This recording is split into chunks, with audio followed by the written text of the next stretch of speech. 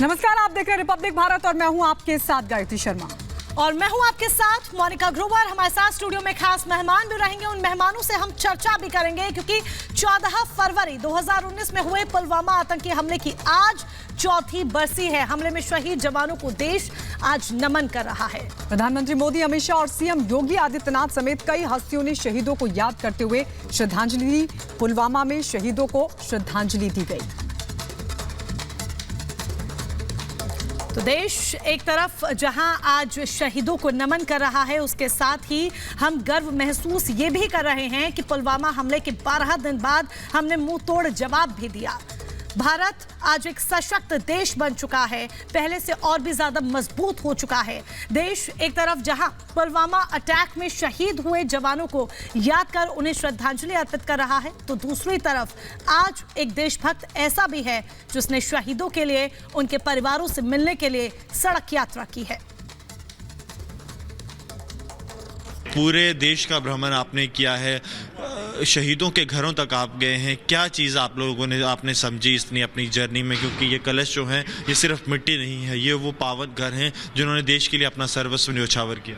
मेरा नमन उन 40 सीआरपीएफ के उन अमर बलिदानी के लिए जिन्होंने हमारे देश के रक्षा में सर्वोच्च बलिदान दिए हैं। और आज पुलवामा की जो चौथी बरसी है, मुझे बड़ा गर्व है कि हम कॉमन सिटीजन एक rest in peace Facebook, TikTok, Twitter पे करने से अच्छा मुझे ये लगा मैं उन 40 वीरों के घर पे जाऊंगा, उन सीआरपीएफ के परिवार से मिलूंगा, उनकी आंगन की मिट्टी और जहां पे उनका अंतिम संस्कार हुआ उस मिट्टी से एक स्मारक बनाया जाए। और मुझे बड़ा गर्व के साथ बोलना अच्छा लगता है कि 14 फरवरी 2020 जो पुलवामा की पहली बरसी है, वहां पर जो कलश आप अगर देख रहे होंगे वहां पर जो रखा जाता है, मैंने 61,000 किलोमीटर की यात्रा और सीआरपीएफ के उस समय Shri IPS special director general Zulfiqar Hasan sir थे, उनको मैंने ये सुपुर्द की। और मैंने यही बोला है कि ये हम 140 करोड़ भारतीय की तरफ से निस्वार्थ सेवा हमारे देश के लिए, अमर बलिदानी के लिए। और ना सिर्फ पुलवामा, मैंने 150 वीर परिवार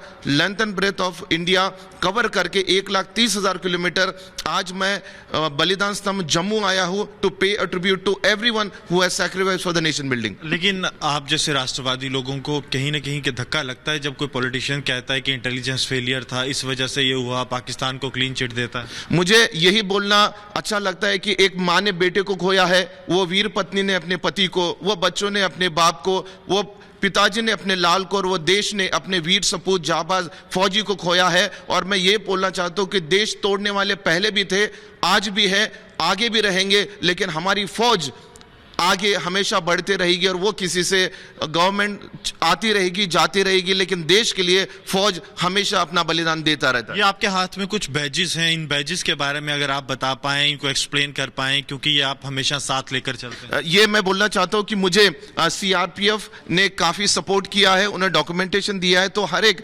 सीआरपीएफ के जो हेडक्वार्टर्स हैं उनके चीफ ने मुझे ये प्रदान किया। और मैं ये बोलता हूं कि मैं फौजी नहीं हूं, मैं कॉमन सिटीजन, और ये सम्मान जो है सिर्फ फौज का है। और इसमें आप देखेंगे कि आर्मी के भी हैं, बीएसएफ के भी हैं, सभी फोर्सेस के हैं। और ये जो जैकेट है इसमें से भी राइडिंग कम्युनिटी का है। तो एक जो सोच थी कि नया भारत बोलने में नहीं, नया भारत करने में विश्वास रखता है, तो 4 साल की ये मेहनत, और आप देख सकते हैं कि 130 करोड़ भारतीय कहीं ना कहीं उनको लग रहा है कि बोलने से ज्यादा हम देश के लिए, राष्ट्र के लिए हमेशा खड़े रहेंगे।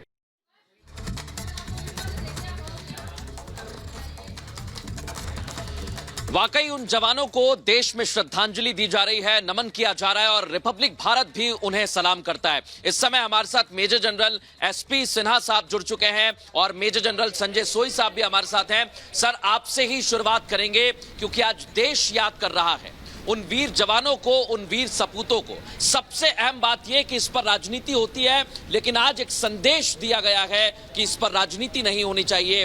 भारत के जवान अमरता के साथ, ऐसे ही दृढ़ता के साथ जुटे रहेंगे।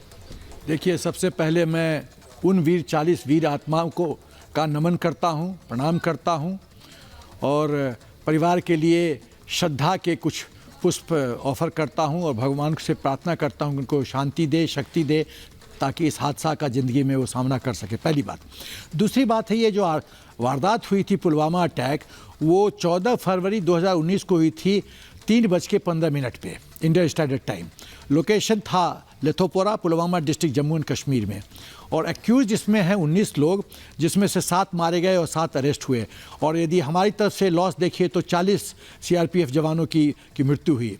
आप देखिए तो करीब 70 बस थे, जिसमें टोटल 2457 सीआरपीएफ के पर्सनल ट्रैवल कर रहे थे। और ये इसकी रिस्पॉन्सिबिलिटी जैश ए मोहम्मद जो पाकिस्तान का आतंकवादी संगठन है उसने लिया। अब सवाल पैदा होता है कि देखिए 14 फरवरी को ये हरकत होती है और ये पाकिस्तान इस तरह से बार बार हिंदुस्तान पे क्यों इस तरह से आतंकवाद को एक्सपोर्ट करना, इस तरह की हरकत करना, 26/11 करना, इसलिए क्योंकि वो समझता कि हिंदुस्तान एक सॉफ्ट स्टेट है, पैसिव स्टेट है, कुछ नहीं करेगा। और 26/11 के बाद तो उसको और साहस बढ़ गया था, कुछ नहीं होगा। लेकिन ये नए हिंदुस्तान का सूर्योदय हुआ है, जिसमें जो माननीय प्रधानमंत्री जी की सोच साफ है कि जो सठम साठ्यम समाचरित, जो लाठी की भाषा समझते हैं, उन्हीं भाषा में जवाब देना पड़ेगा। और 14 फरवरी को ये वारदात हुआ और 23 फरवरी को मोदी जी ने कहा था टोंक में, और क्या क्या शब्द इस्तेमाल किया था, एग्जैक्ट सेंटेंस में कोट करने जा रहा हूँ, पूरा हिसाब होगा, सबका हिसाब होगा, सब रब टूट चुका है, आतंकी ये फैक्ट्री नहीं चलेगा, ताला लगाने का काम आ गया है मेरे हिस्से और मैं ताला लगाऊंगा इन लोगों का। और देखिए 14 फरवरी को इंसिडेंट होता है और 16 फरवरी को मोदी जी पाकिस्तान को जो एफएमएन स्टेटस था, मोस्ट फेवर्ड नेशन स्टेटस, वो हटा देते हैं विदिन 2 डेज। और 12 दिन के अंदर बालाकोट स्ट्राइक होता है। और क्यों महत्वपूर्ण है ये सिर्फ 12 दिन, देखिए क्या क्या एक्शंस इन्वॉल्व था इस बालाकोट एयर स्ट्राइक में। बिल्कुल 30 सेकंड्स और दो। 12 दिन में क्या क्या इन्वॉल्व था कि मोदी जी अपना माइंड मेकअप करे क्या करना है, कंसल्टेशन हो सर्विसेज चीफ से, ऑपरेशनल प्लानिंग हो, टास्किंग हो, एक्सक्यूशन कैसे होगा, और कंटीजेंसी प्लानिंग अंतर्राष्ट्रीय स्तर पर क्या रेमिफिकेशन। बिल्कुल सिन्हा साहब, जो संदेश दिया प्रधानमंत्री नरेंद्र मोदी ने, वो सिर्फ देश के लिए संदेश नहीं था बल्कि पूरी दुनिया के लिए संदेश था कि भारत किस तरीके से आंख दिखाने वालों की आंखें नोचना जानता है। हमारे साथ गुरसिमरन भी हमारे सहयोगी जुड़ चुके हैं। गुरसिमरन, आज जगह जगह से हम तस्वीरें देख रहे हैं कि किस तरीके से हमारे वीर जवानों को याद किया जा रहा है, उन जवानों को याद किया जा रहा है जो तिरंगे में लिपट कर आए थे। आपको श्रद्धांजलि दे रहा है, मैम क्या कहना चाहेंगे, आज चौथी बरसी है पुलवामा हमले। देखिए, पुलवामा के शहीदों को आज जो है जम्मू में भी श्रद्धांजलि दी जा रही है। मेरे साथ बात करने के लिए कमांडेंट 76 बटालियन मौजूद हैं। सर, आज भावभीनी श्रद्धांजलि दी जा रही है उन शहीदों को जिन्होंने अपना सर्वस्व न्योछावर किया, क्या कहना चाहेंगे, क्योंकि आपके बटालियन के भी 5 बहादुर जो हैं वो शहीद हुए। बिल्कुल सही, बहुत ही आशुपूर्ण और बहुत ही दुख भरा दिन था ये 14 फरवरी 2019 का, जब ये कायराना हरकत की गई थी आतंकवादियों के द्वारा और सीआरपीएफ की जो 76 बटालियन की बस थी इसको ब्लास्ट किया गया और ब्लास्ट हुई थी, जिसमें हमारे पांच जवान जो हैं वो शहीद हो गए थे और टोटल 40 जवान सीआरपीएफ के शहीद हुए थे। बहुत ही खराब हादसा बहुत ही था, लेकिन जो ये शहीद हुए थे देश सेवा के लिए शहीद हुए हैं और इनसे हम लोग उसी में चौथी बरसी है जिसमें हम लोग इस तरह का ये ऑर्गेनाइज करते हैं, उनको श्रद्धांजलि समारोह ऑर्गेनाइज करते हैं और इसी से संकल्प लेते हैं, बाकी जवान हम लोग सब संकल्प लेते हैं कि बिल्कुल। अरावत, हम आपके पास लौट रहे हैं, हमारे साथ मेजर जनरल एसपी सिन्हा के साथ साथ मेजर जनरल संजय सोई भी इस वक्त डिफेंस एक्सपर्ट के तौर पर मौजूद है स्टूडियो में। सर, आप आज के दिन, क्योंकि पुलवामा की चौथी बरसी है, आप किस तरीके से शहादत को याद कर रहे हैं, आप क्या कहेंगे? क्योंकि अभी हम कुछ देर पहले देख रहे थे, कई ऐसे लोग हैं, कई लोग क्या पूरा देश आज शहादत को नमन कर रहा है और हमारे वीर सपूतों के शौर्य को सलाम कर रहा है, लेकिन वहीं देश के भीतर कई लोग ऐसे हैं जो आज भी सवाल उठा रहे हैं। गायत्री जी, 2 बातें हैं यहाँ पर। एक तो सबसे पहले मैं नमन है मेरा सभी शहीदों को, उनको सलाम है जिन्होंने देश के लिए अपनी जान दी और एक कायराना हरकत के लिए पाकिस्तान को उसकी अपनी कीमत भुगतनी पड़ रही है। और आज जैसे आप दिखा रहे हैं और मैं खुद सुबह से मेरे पास बात हो रही है, मैसेज आ रहे हैं लगातार, पूरा देश आज भावभीनी श्रद्धांजलि अर्पित कर रहा है। क्यों नहीं करे? आखिर देश के लिए उन्होंने अपनी जान दी है, कोई अपनी पर्सनल प्रॉपर्टी नहीं थी। वो वहाँ पर जम्मू कश्मीर में ड्यूटी पर जा रहे थे, वहाँ देश की एकता के लिए लड़ रहे थे, देश के दुश्मनों के खिलाफ वो वहाँ पर डिप्लॉय हो रहे थे, और वहाँ पर अगर जान दी तो पूरा देश आज नमन करता है। तो ये एक सैनिक यही चाहता है। सैनिकों को ज़्यादा तमगों की जरूरत नहीं, उसको एक प्यार चाहिए, मोहब्बत चाहिए, इज्जत चाहिए। और यही बात आज पूरे देश में हम देख रहे हैं, लगातार पूरे कोने कोने में, उत्तर दक्षिण पूर्व पश्चिम हर जगह पर यह भावना है। और यही बात दिखाती है कि भारत में जो ताकत है कि कैजुअल्टी हुई लेकिन उसका जवाब दिया गया, उसका बदला लिया गया। ये दिखाता है हमारी सोच में बदलाव। ये दिखाता है कि क्या आज दुनिया को पता है कि भारत आज वो पुराना भारत नहीं रहा। अगर किसी ने यहाँ देखने की कोशिश की तो आज हम उसकी आंख निकालने में सक्षम है, उसको पूरा बदला देने में सक्षम है। पाकिस्तान को पता चल गया, उन्होंने सोचा शायद ये पुराना भारत है, पुरानी तरह से सोच रहेगी, थोड़ी निंदा की जाएगी, क्रिकेट मैच बंद हो जाएंगे। ये तो वो नहीं हुआ। बिल्कुल सोई साहब, वाकई आप बहुत महत्वपूर्ण बात कह रहे हैं। अब हम पुलवामा चलेंगे जहां से हमारे सहयोगी अहरावत जुड़े हुए हैं। और अहरावत, सवाल सबसे अहम यही है कि पुलवामा ये वही जमीन है जहां पर एक नापाक हरकत की जाती है सीमा पार से, लेकिन ना हम उसे कभी भूलेंगे और ना कभी पाकिस्तान को यानी सीमा पार से जो घुसपैठ होती है उसे माफ किया जाएगा।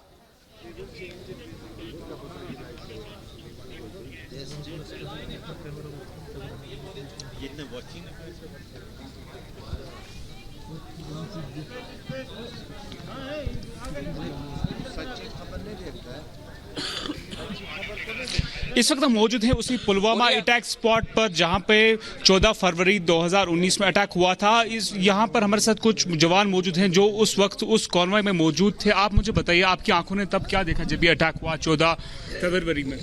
14 फरवरी को जब ये पुलवामा अटैक हुआ है, सीआरपीएफ की बस को जैसे मोहम्मद के जो थे उन्होंने गाड़ी में आईडी लगा करके उसको उड़ाया है। उस जगह से मैं 50 मीटर की दूरी पर, और मैं नेशनल हाईवे की ड्यूटी पहले से भी कर रहा था, अभी भी कर रहा हूँ, उस टाइम भी ड्यूटी में था। तब आपकी आंखों ने क्या देखा उस समय? क्या आपकी आंखों के सामने था? उस टाइम जब कॉन्वॉय चल रही थी और एक कार आकर के गाड़ी बस के अंदर घुसा दी और बस उड़ा दी है, तो एक बहुत बड़ा धमाका हुआ और बहुत दूर तक, लंबी दूरी तक उसका धुआं गया और उसमें बस उड़ी है।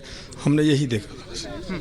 आप मुझे बताइए, आपने क्या देखा तब जो अटैक हुआ था? आप कहाँ पे थे उस समय? सर, आज एक दिन 14 फरवरी के दिन मैं उसी नेशनल हाईवे पे ड्यूटी करता हूँ पे के, तो जहाँ ब्लास्ट हुआ उससे 300 मीटर पीछे यानी कि जम्मू साइड में था। तो कानवाई चल रहे थे सर, कानवाई पास कर रहे, जब ड्यूटी में हम तैनात थे, मतलब अलर्ट पोजीशन में थे। लेकिन जब धमाके की आवाज़ सुनाई दिया तो पहले तो ऐसे लगा कि चलती गाड़ियों के कभी कभी टायर ब्लास्ट भी हो सकता है, लेकिन धमाका ज़्यादा बड़ा था धमाका। तो हमारे पास सभी के पास वायरलेस सेट रहते हैं सभी कंपनी में, तो उससे पता चला कि अपने कानवाई के ऊपर हमला हुआ है। आप मुझे बताइए, आप भी उस समय ये मौजूद खास थे वहाँ महत्वपूर्ण पर? बात आप चर्चा कर रहे हैं क्योंकि उन जवानों ने देखा कि क्या कुछ वहां पर हुआ था। और अब एक बड़ी खबर आपको बता दें, कांग्रेस ने एक बार फिर से सवाल उठाए हैं। जी हां, कांग्रेस ने एक बार फिर से सेना पर सवाल उठाते हुए सेना का अपमान किया है। शायद कांग्रेस की आदत बन गई